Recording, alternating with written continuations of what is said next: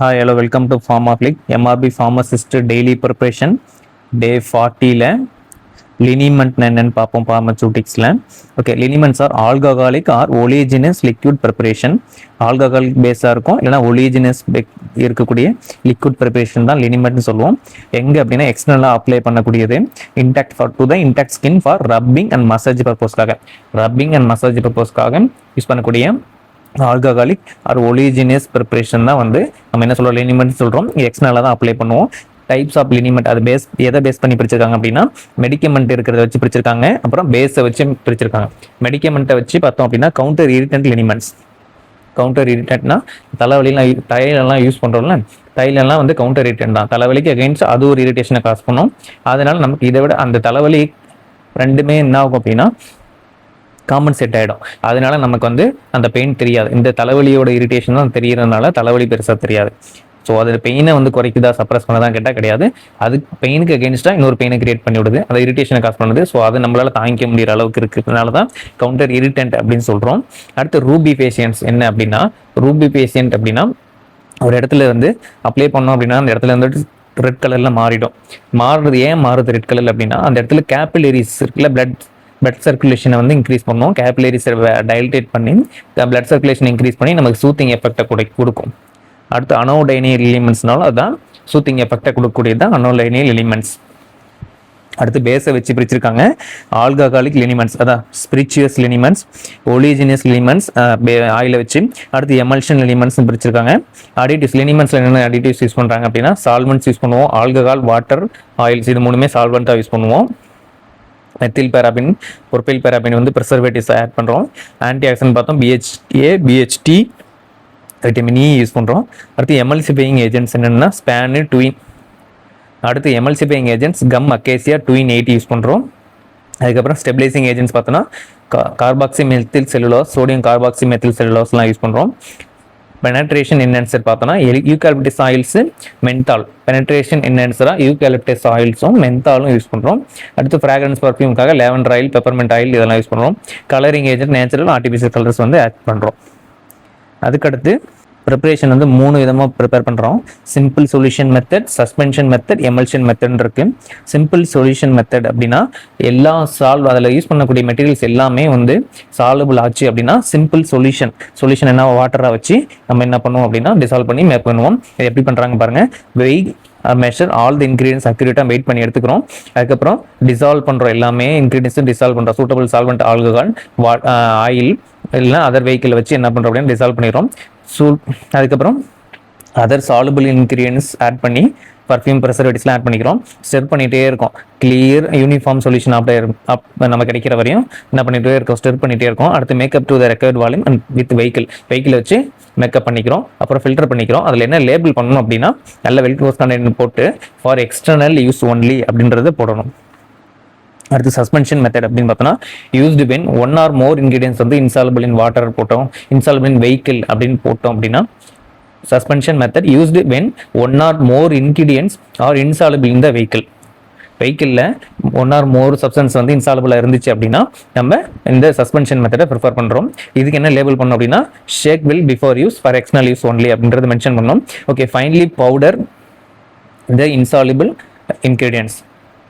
இன்கிரீடியன்ஸை நல்லா ஃபைனாக பவுடர் பண்ணி எடுத்துக்கிறோம். அப்புறம் என்ன பண்ணுறோம் அப்படின்னா levigate the powder with small quantity of the vehicle to form a smooth paste form பண்ணுற மாதிரி அந்த பவுடர் கூட small amount of vehicle add பண்ணி பேஸ்ட் மாதிரி மேனுஃபேக்சர் பண்ணிக்கிறோம். அதுக்கப்புறம் ரிமைனிங் வெஹிக்கிள் ஆட் பண்ணி ஸ்டெப் பண்ணிகிட்டே இருக்கோம்.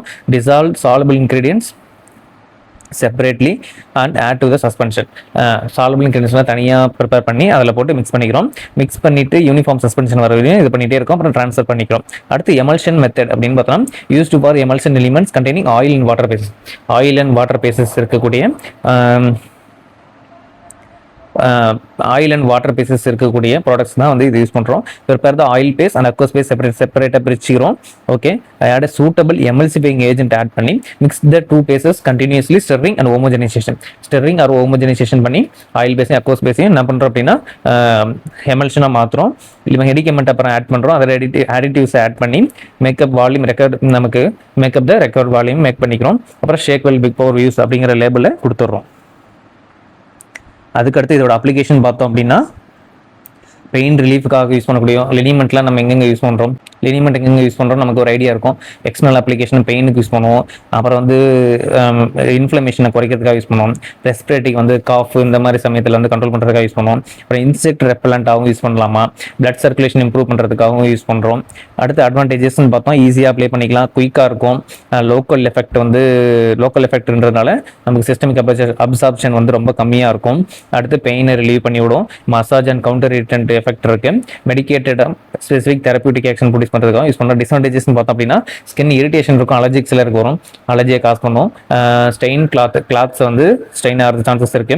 அதில் வர ஓடர் தான் பெரிய ஒரு வீடு ஃபுல்லாகவே என்ன ஆகும் அப்படின்னா பக்கத்தில் போனாலே இந்த ஓடர் தான் அதிகமாக வரும். ப்ரோக்கன் அண்ட் இரிட்டேட்டட் ஸ்கின்னுக்குலாம் வந்து செட் ஆகாது. எக்ஸசிவாக எவாபரேஷன் ஆகுறதுனால ஸ்கின்னை ஈஸியாக ட்ரை பண்ணி விட்டுரும்.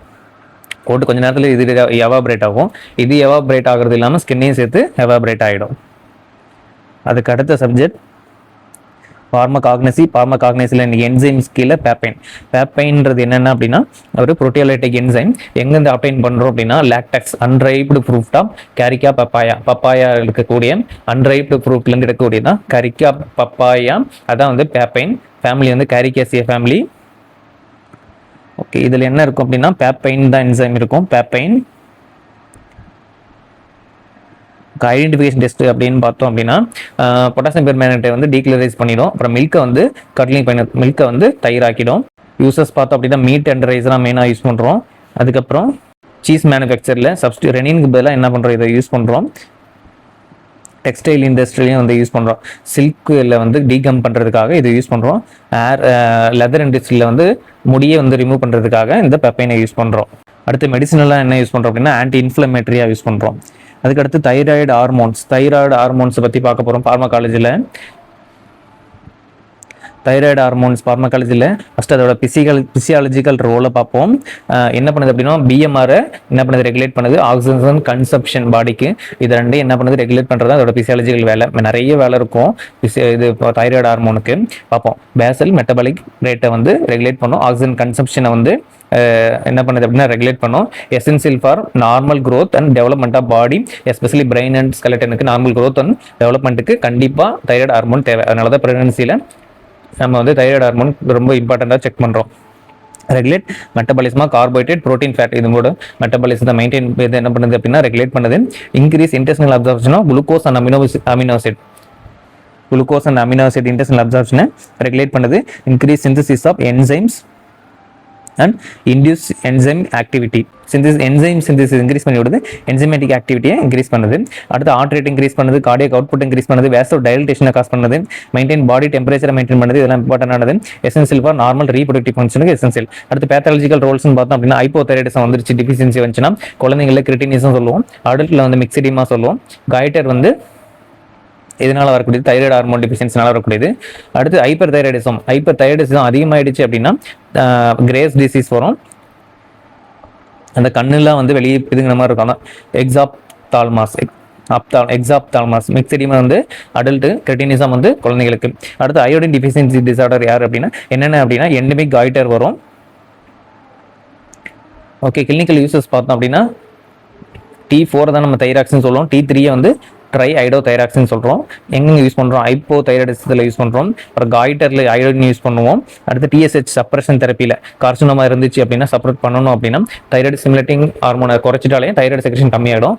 ஸோ அதனால் வந்து தைராய்டு கேன்சரில் வந்து யூஸ் பண்ணுறோம். அடுத்து டயக்னோஸ்டிக் யூஸில் ரேடியோ ஆக்டிவ் அயோடின் யூஸ் பண்ணி என்ன பண்ணுறோம் அப்படின்னா தைராய்டு டாக்சிகோசிஸ், தைராய்டு கேன்சரில் யூஸ் பண்ணுறோம். அடுத்து ஹைப்பர் தைராய்டிசம் பார்த்தோம் அப்படின்னா ஹைப்பர் தைராய்டிசத்தில் நம்ம என்ன பண்ணுறோம் அப்படின்னா in some cases of hyperthyroidism thyroid hormones may be used with anti thyroid drugs. Euthyroid ஸ்டேட்டை வந்து யூதைராய்டு அப்படின்னா நார்மலாக இருக்கக்கூடிய தைராக்சின் செக்ரேஷனை தான் யூதைராய்டு அப்படின்னு சொல்லுவோம். யூதைராய்டுன்னு சொல்லுவோம். அது கண்டிஷன் அப்போ நம்ம அச்சீவ் பண்ணுறதுக்காக இந்த ஹைப்பர் தைராய்டிஸ்லையும் இதை யூஸ் பண்ணுறோம். அதுக்கடுத்து clinical establishment act and rules என்ன அப்படின்றத பார்ப்போம். ஜூரிஸ்ப்ரூடென்ஸில் கிளினிக்கல் எஸ்டாப்ளிஷ்மெண்ட் ஆக்ட் 2010 என்ன பண்ணுது அப்படின்னா applies to all clinical establishment which include hospitals, nursing homes, clinical laboratories, blood banks and other related எஸ்டாப்ளிஷ்மெண்ட்ஸ்க்கு எல்லாத்துக்கும் அப்ளிகபிள் ஆகும்னு சொல்கிறாங்க. அடுத்த டெஃபினேஷன் பார்த்தோம் அப்படின்னா pharmacy and drug store attach to run in connection with such எஸ்டாப்ளிஷ்மெண்ட்டோட பண்ணணும் அப்படின்றது தான் சொல்கிறாங்க. அடுத்து ரிஜிஸ்ட்ரேஷன் அப்படின்னா every clinical establishment must be registered with the appropriate authority. Pharmacy drugstore in the establishment is also covered under the registration. Display the certificate registration in a conspicuous place. தெரியுற மாதிரி வச்சிருக்கணும் அப்படின்னு சொல்றாங்க. அடுத்து ஃபார்மசி ட்ரக் ஸ்டோர் ரெக்யர்மெண்ட்ஸ் என்னென்ன இருக்கணுன்றதை பார்ப்போம். Register pharmacist கண்டிப்பாக இருக்கணும். Name and registration number of the pharmacist கண்டிப்பாக எல்லாருக்கும் தெரியுற மாதிரி டிஸ்பிளே பண்ணி வச்சிருக்கணும். Drugs and medicines will be procured from licensed சோர்சஸ்லேருந்து தான் ட்ரக்ஸை வந்து ப்ரொக்யூர் பண்ணணும். அதுக்கப்புறம் ரெக்கார்டு நம்ம ப்ராப்பராக மெயின்டைன் பண்ணணும். Purchase of drugs sale stock register மூலியமாக மெயின்டைன் பண்ணணும். இதில் H1 X other regulated drugs shall be stored and dispensed as per the provisions of Drugs and Cosmetics Act 1940 and rules படி என்ன பண்ணணும், இந்த ஷெடியூல் H1 X எல்லாம் ப்ராப்பராக வச்சிருக்கணும். அடுத்து என்ஷூர் ப்ராப்பர் ஸ்டோரேஜ் கண்டிஷன்ஸ் வந்து வச்சிருக்கணும். அதுக்கப்புறம் no sale of drugs without prescription இல்லாமல் சேல் பண்ணக்கூடாது. டியூட்டிஸ் ஆஃப் ஃபார்மசிஸ்ட்னு பார்த்தோம் அப்படின்னா dispense medicine as per prescription படி தான் கொடுக்கணும். அடுத்து provide correct information about the medicine to the patient. அடுத்து maintain confidentiality of the patient information. Maintain confidentiality பேஷண்டோட டீட்டெயில்ஸ்லாம் கான்ஃபிடென்ஷியலாக வச்சிருக்கணும். Ensure quality safety efficacy of the medicine dispense. Okay, இதை பார்த்துக்கணும். அடுத்து display requirements, display emergency contact numbers, display rate of medicines and other service இப்போ applicable. Daily display list of available services including pharmacy services. Penalties பார்த்தோம் அப்படின்னா violation of provisions related to pharmacy or drug stored in clinical establishment may leads to penalty suspension.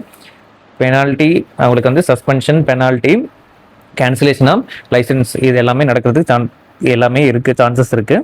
Okay, thank you.